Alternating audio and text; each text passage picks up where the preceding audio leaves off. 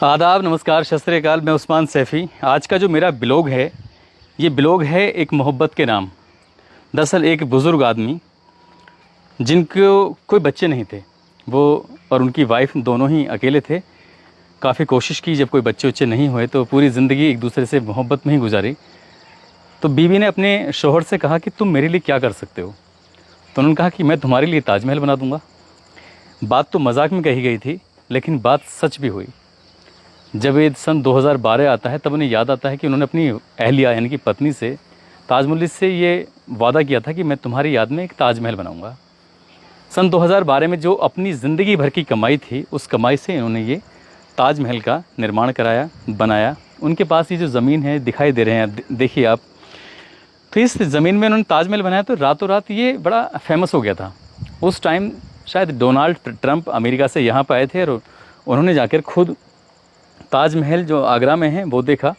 और उन्हीं दिनों सोशल मीडिया पर ये वाला ताजमहल, जो कि मिनी ताजमहल के नाम से मशहूर है, ये फेमस हो गया। बनाने वाले हैं एक बुलंदशहर जनपद में, ज़िले में एक डिवाई तहसील पड़ती है। डिवाई तहसील का एक गांव है पला कसेर। पला कसेर के रहने वाले फैज़ुल हसन कादरी साहब अपनी ज़िंदगी भर की कमाई को अपनी अहलिया, अपनी बीवी की याद में ताजमहल बना देते हैं। और जब ये बात सोशल मीडिया के माध्यम से वायरल होती है, दूर दूर तक पहुंच जाती है, तो ये बात कहीं ना कहीं गवर्नमेंट तक भी पहुंच जाती है।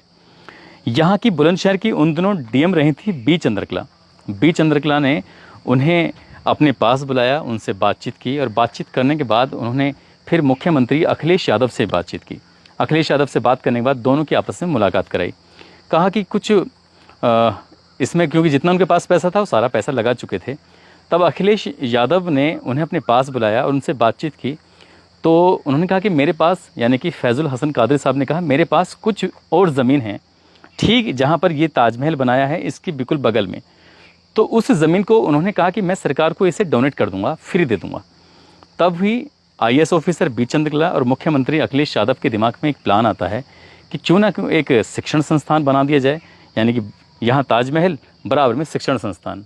आप देख सकते हैं, अगर कैमरा उधर घुमाया जाए तो सामने राजकीय बालिका इंटर कॉलेज पला कसेर, जनपद बुलंदशहर, ये लिखा हुआ है। यहाँ पर लड़कियाँ पढ़ती हैं। इस साल सन 2022 में पहला सेशन शुरू हो रहा है और यहाँ पर लड़कियों के लिए बेहतर एजुकेशन की। तो एक किसी ने कहा है कि हमारी याद में रहते हैं तमाम ज़माने वाले, मगर शख्सियत दिल में निशान छोड़ जाती है। तो वाकई फैज़ुल हसन कादरी साहब ने अपनी बीवी की याद में जो एक खूबसूरत ताजमहल बनाया है, उसके बाद में फिर गवर्नमेंट ने जो सुध ली तो एक स्कूल बन गया, इंटर कॉलेज, जिसमें लड़कियां हमेशा तक पढ़ती रहेंगी और पढ़ लिख कर अपने सपने भी पूरा करेंगी।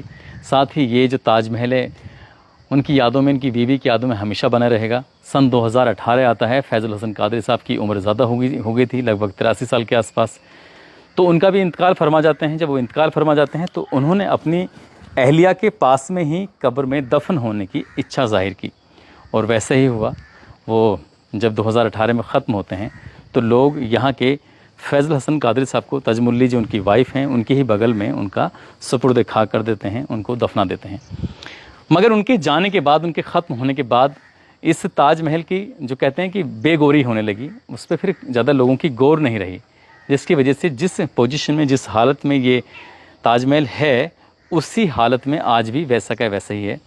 इसमें यहाँ के जो लोकल के पला कसेर गाँव के, या फिर तहसील के, या एसडीएम की बात हो, या ज़िले के डीएम की बात हो, या फिर प्रशासन की बात हो, हालांकि मुख्यमंत्री अखिलेश यादव ने, सपा की गवर्नमेंट थी, उन्होंने काफ़ी प्रयास किया था ताकि इसका जीर्णोद्धार हो सके, सौंदर्यीकरण हो सके। लेकिन जब से गवर्नमेंट बदली, तब से गवर्नमेंट का ध्यान इस ओर आकर्षित नहीं हो पाया।